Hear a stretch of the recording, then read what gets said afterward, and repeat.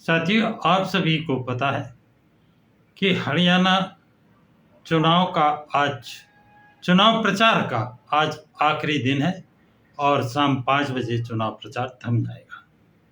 सभी पार्टियां चुनाव जीतने के लिए एड़ी चोटी का ताकत लगा रही हैं और सभी पार्टियां अपनी अपनी जीत का दावा कर रही हैं। हम किसी से कम नहीं, कोई कहता है हमसे कोई बढ़कर नहीं।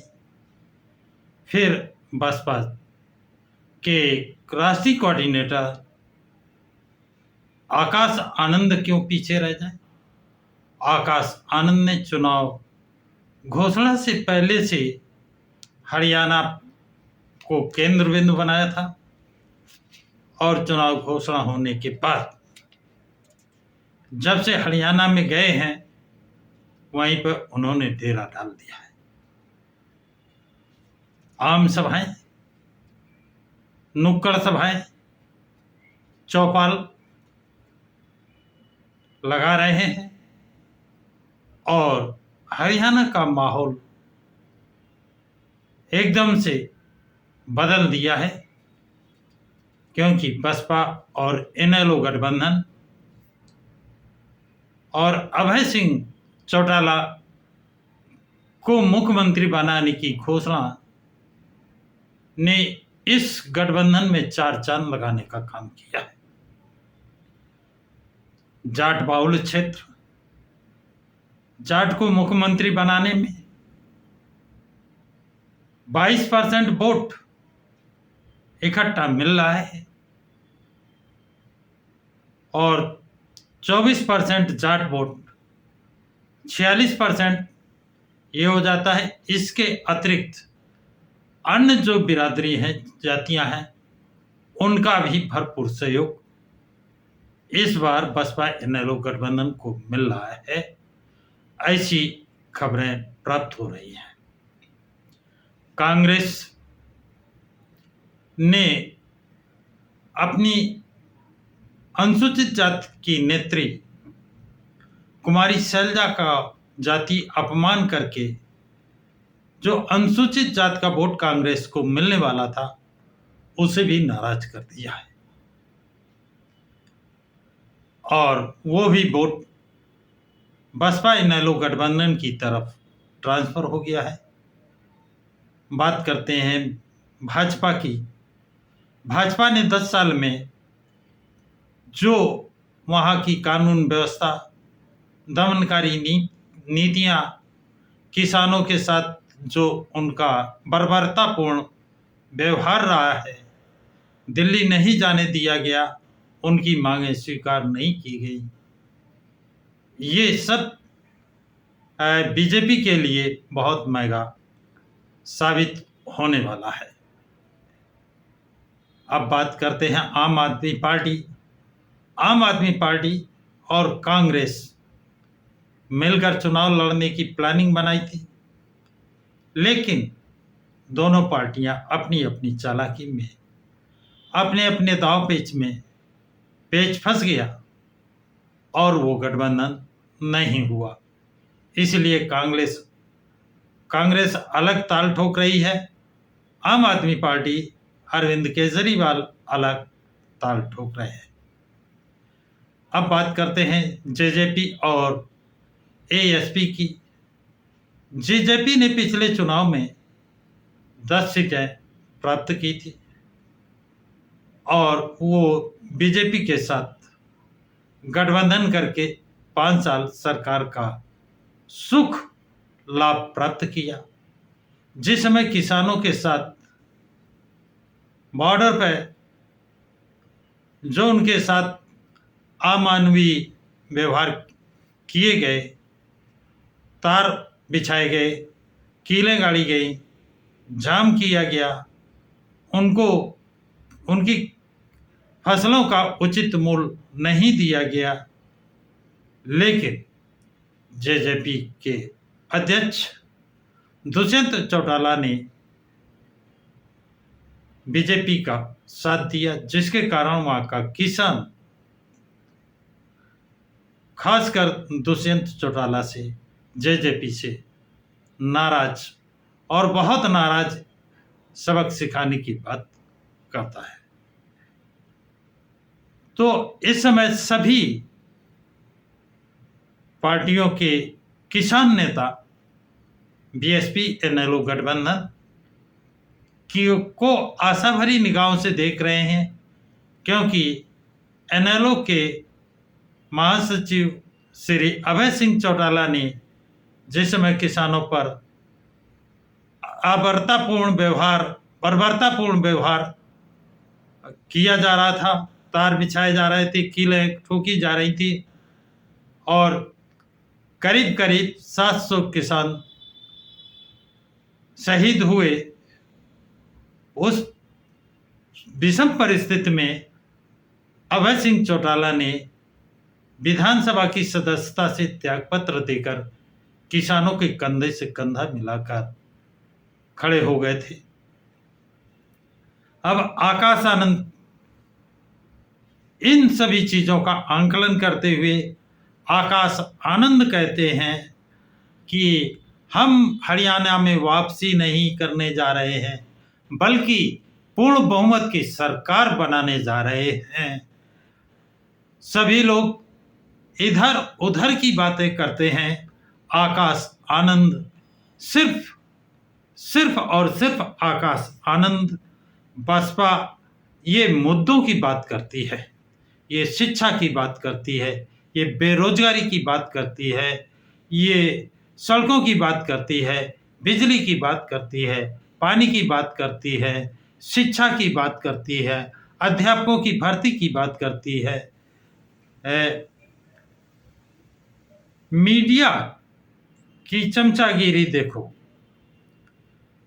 54 साल वालों को आकाश आनंद कहते हैं कि मीडिया को देखो कि 54 साल वालों को, 58 साल वालों को, 50 साल वालों को वो युवा बताते हैं, जबकि 58 साल में पहले सरकारी कर्मचारियों को, अधिकारियों को रिटायर कर दिया जाता और यहाँ पर युवा बताते हैं। फिर वो सवाल करते हैं, आकाश आनंद सवाल करते हैं, ये 50 साल वाला, ये 54 साल वाला, यदि 58 साल वाला युवा है तो 27 साल वाला क्या होगा?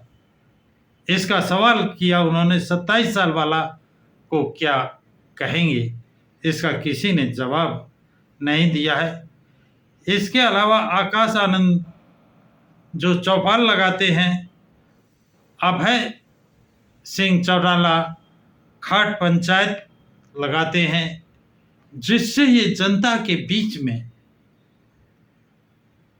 अपनी घुसपैठ, अपनी इमेज और जनता से जो दूरियां थी वो खत्म करके जनता के दिलों में बैठ गए हैं और जनता दिल से इनकी सरकार चाहती है।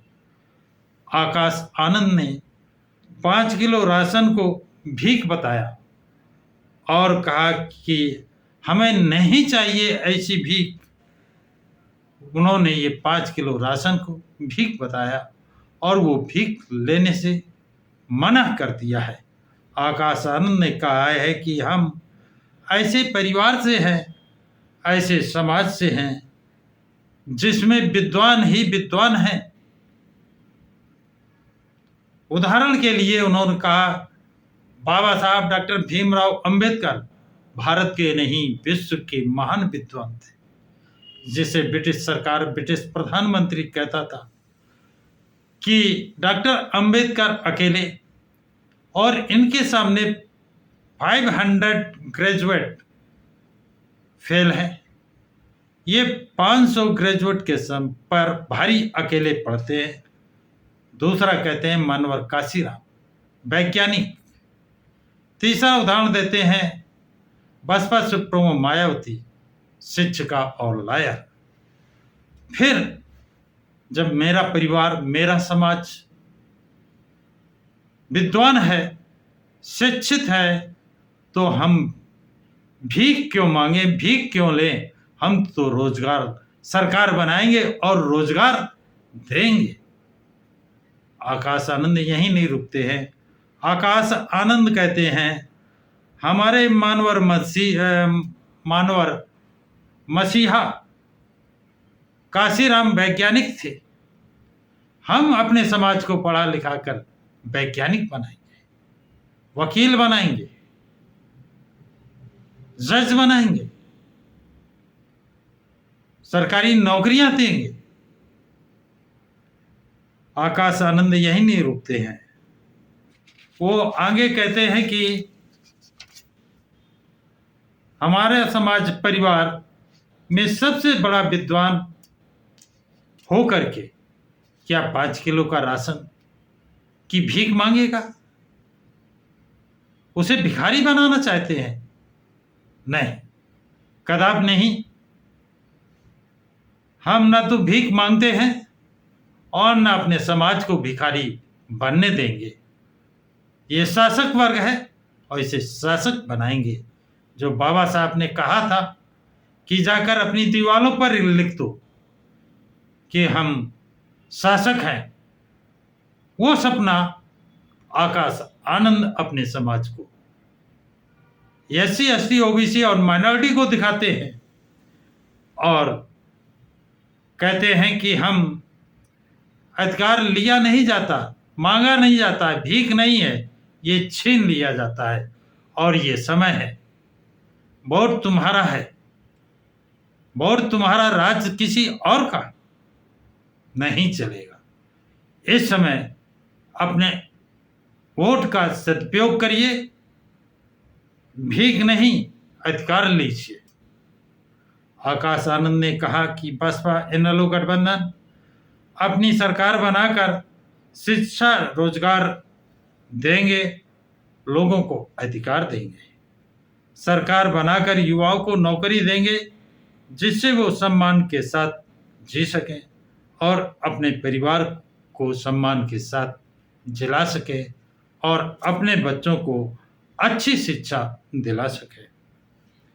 आकाश आनंद कहते हैं कि हम कभी किसी के सामने न झुके हैं और न झुकेंगे और न झुकने देंगे।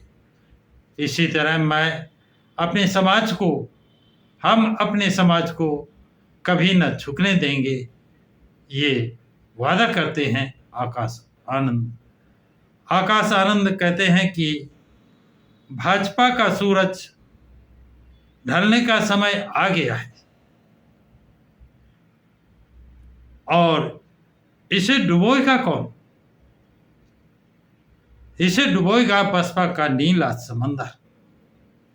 आकाश आनंद क्या कहते हैं कि भाजपा का ढलने का समय आ गया है, भाजपा के सूरज के ढलने का समय आ गया है और इसको डुबोएगा कौन? बसपा का नीला अंबर, नीला समंदर। तो ये आज चुनावी माहौल में आखिरी दिन आकाश आनंद यानी खुला मैच, बिना आउट होने का डर, बैटिंग कर रहे हैं और उनको 5 बजे तक चुनाव प्रचार आज करना है और 5 तारीख को वोट होगा, 8 तारीख को रिजल्ट निकलेगा। सभी लोग इंतज़ार करिए कि 8 तारीख को किसकी सरकार बनती है और किसकी नहीं। तो साथियों, ये जानकारी आप लोगों को कैसी लगी? कमेंट बॉक्स में कमेंट ज़रूर लिखें तथा इस वीडियो को लाइक और शेयर करें। प्रकाश की राह चैनल को सब्सक्राइब करें।